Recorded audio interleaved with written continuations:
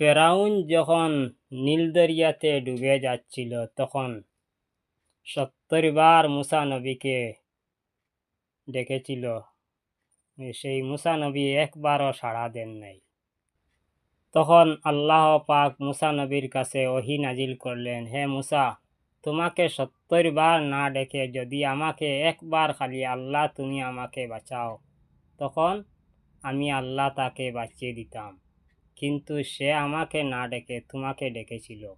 আমি কত দয়ালু, কত রহমান, কত রহিম, আমি তাকে বাঁচিয়ে দিতাম। সে কিন্তু আমাকে ডাকতে চাইল না।